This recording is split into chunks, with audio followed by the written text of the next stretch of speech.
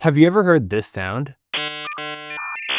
That's what it used to sound like connecting to the internet in the 90s and 2000s. It was called dial-up, but the real question is, why does it sound like that? That combination of sounds is computers using the telephone bandwidth to communicate with each other in order to explain what language they're speaking. Here's a visual of what's happening by Una Raisanen, an independent researcher based in Finland.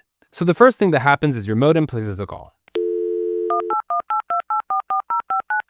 On the other end, another modem picks up the call and says, "Hey, can we speak V8? This is the equivalent to you being in a foreign country and saying, "English?" and then someone responds with either nodding or shaking their head. It's a universal negotiation protocol before you're able to dive deeper in the language you both speak. So your modem then responds by saying yes and provides some information such as where it's located and who manufactured it. They then agree to continue the conversation in V8.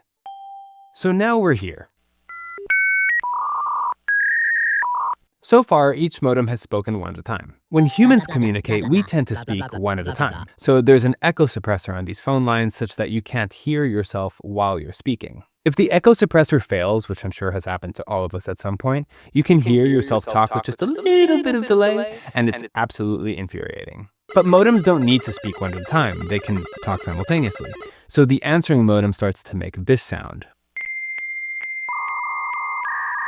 which disables the echo suppressor so that they can speak at the same time. At this point, they're like, okay, enough small talk, give me the deets. So they start to nerd out real hard on what protocol they're going to use for the actual internet connection. This is the equivalent to figuring out what type of road they're going to be using and whether it makes more sense to use a bicycle, a car, or a truck to transport the information back and forth. On the modem side, the considerations are whether they're analog or digital, how quickly they can communicate, and which bandwidths are available. So they proceed to share that information with one another.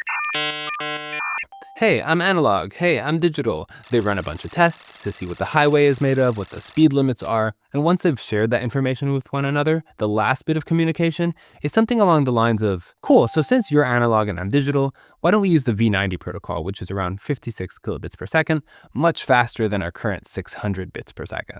Also, I noticed some potholes around those frequencies, so maybe don't use those because they're not trustworthy. The two modems then finish the whole handshake with a bunch of scrambled data, which just sounds like noise.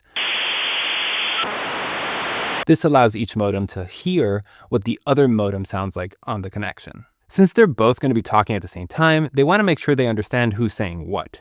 So this final bit of data scrambling serves to train their own echo cancellation in order to transfer data as effectively as possible.